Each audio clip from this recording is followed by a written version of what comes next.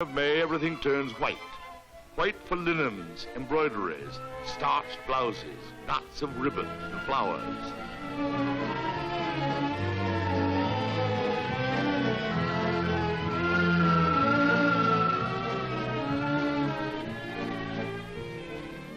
The season of carnivals, races, and athletic contests has arrived.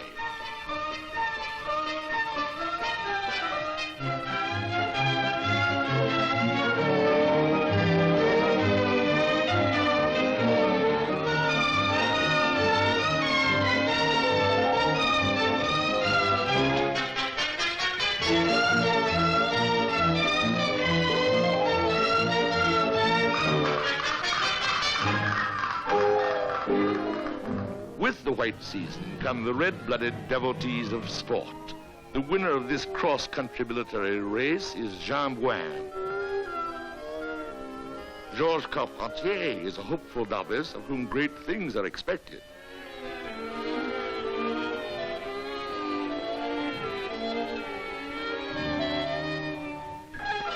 An important international conflict, football, England against France. The modern sportsman, dynamic, intrepid. Riviere, champion cyclist, invents the chainless bicycle.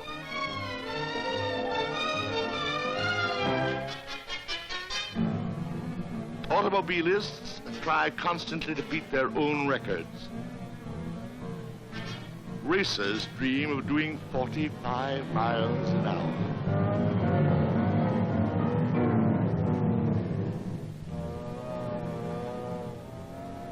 Others dream of conquering the air. The Count Lavaux, a leading aeronaut about to make a balloon ascension, speaks a few words on the future of dirigibles.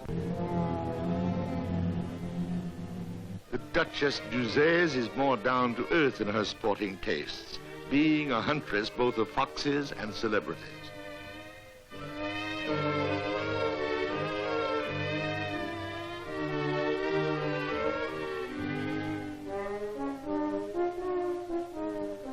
Gabriele D'Annunzio, the tempestuous Italian writer, owns racing dogs almost as sleek and impatient as he is.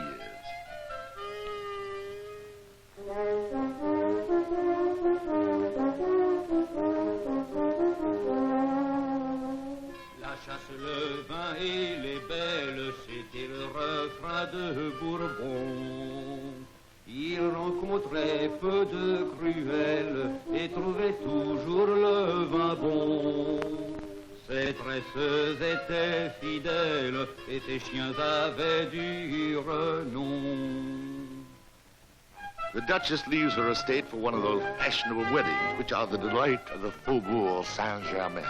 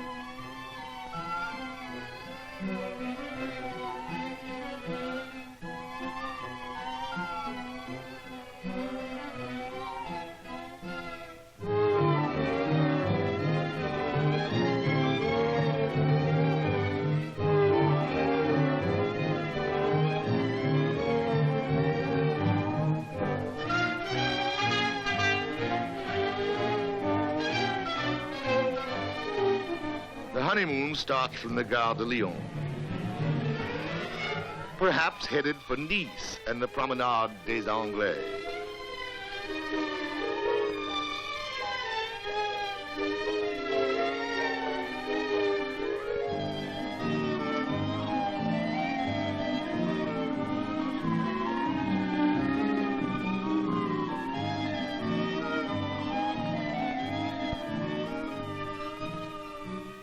we're wandering too far from Paris.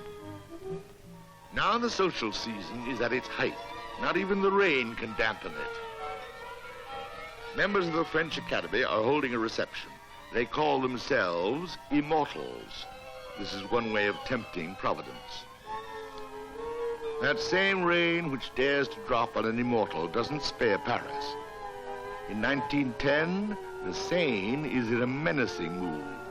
The water level is rising daily. How much can be told by watching the statue of the Zouave on the Pont de l'Alma. Paris has never known such a flood. It is worse than a tornado, worse than a war. But wars are fortunately things of the past. The metro of Monsieur Lepine is endangered.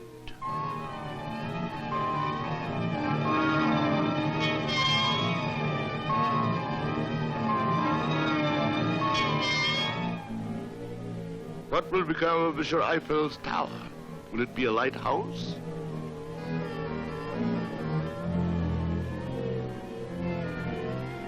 In the distance is the Place de la Bastille, stormed for the first time by boats.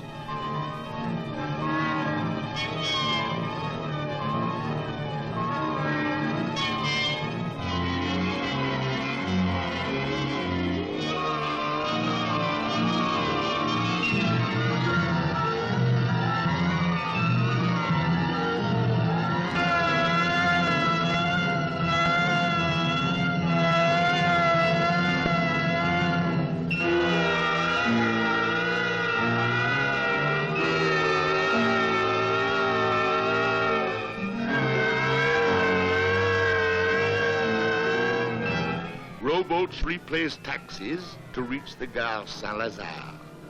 Paris begins to resemble Venice. Commuters in particular are fed up. It's no fun taking a raft from the suburbs to get to work in the city.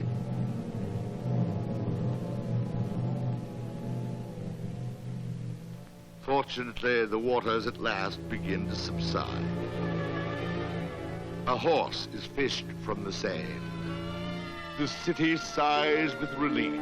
The Zouave on the Alma is dry again. Monsieur Fallier's Paris can smile once more. The season is beginning and Paris prepares for a carnival. The prospect of this delights the midinettes in the Place Vendôme.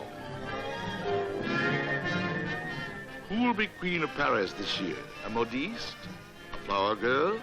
What Cinderella from what section? The world of fashion shows its interest in these plans. Seeds are distributed so that midinettes can have flower boxes on their balconies.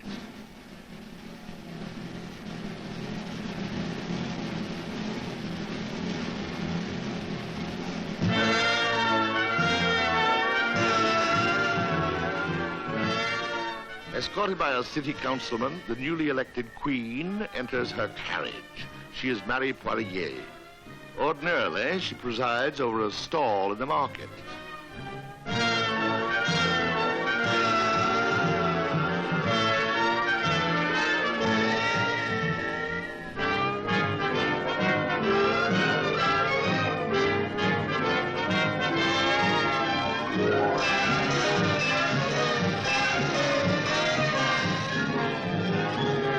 Paris relaxes and enjoys itself.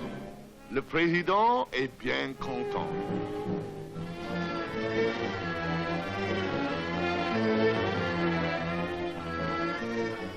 Amusement parks are jammed. Foreign exhibits attract vast crowds. The Dragon at Luna Park is confronted with all kinds of sights. Turkish, Chinese, and Japanese shows are all the rage.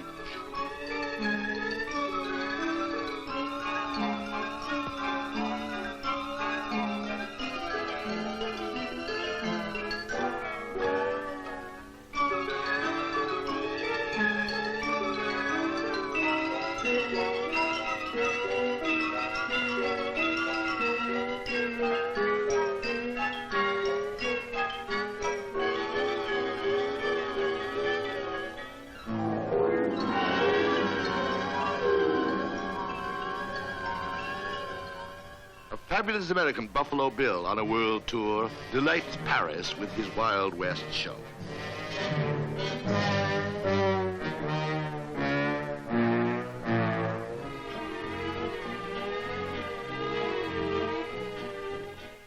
For Sunday strollers, a grand concert in the Jardin des Plantes. Some of the unmusical prefer to fathom the secrets of nature or examine the exotic plants, source of Monsieur Majorel's furniture designs. In the heat of the greenhouses, iris, fuchsias, and orchids are in full bloom. But the heat is not limited to the greenhouse. Summer has overtaken Paris. Parisians seek a whiff of fresh air on the towers of Notre Dame or along the banks of the Seine.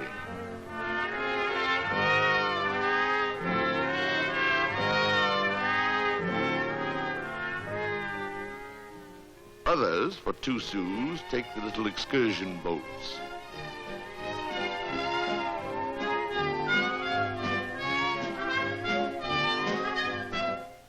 Even the heat, however, cannot lessen the zeal for celebrating the 14th of July.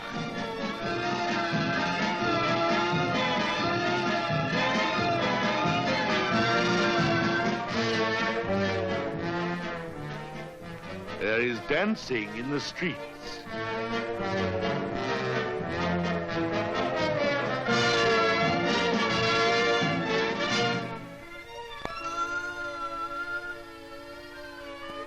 August 15th, Assumption Day. Paris is almost deserted. A kind Englishman who was in Paris during the Franco-Prussian War donated 100 of these fountains where horses can stop for a quick one. Humans try to find relief at sidewalk cafes. And early but familiar aspects of the Parisian scene are now reported going undercover.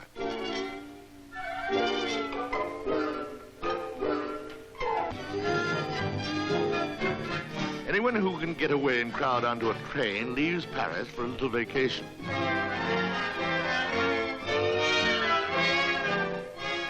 Although Vichy can be hotter than Paris, its waters are health restoring. There is also the casino and the music pavilion. Only a man equipped like this one with a hazel wand can tell where the next spring will shoot up.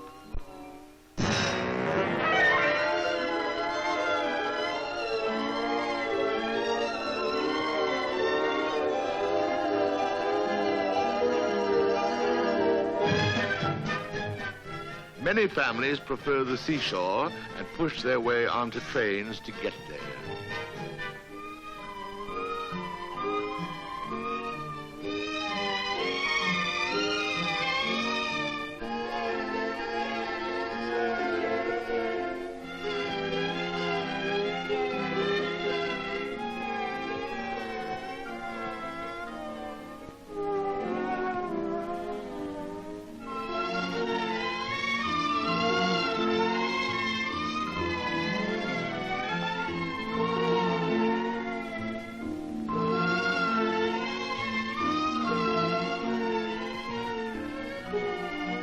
The costumes for bathing are simple and comfortable, guaranteeing protection from the sun and curious eyes.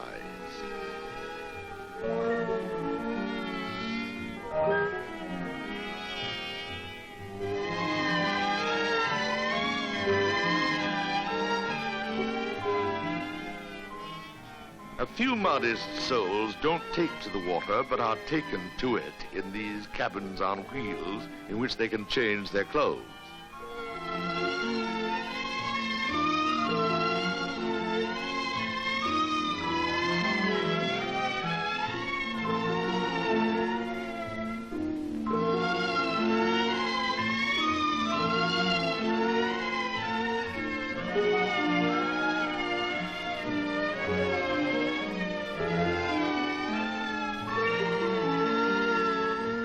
What the well-dressed bather wears reduces the threat of sunburn, though adding to the problems of staying afloat.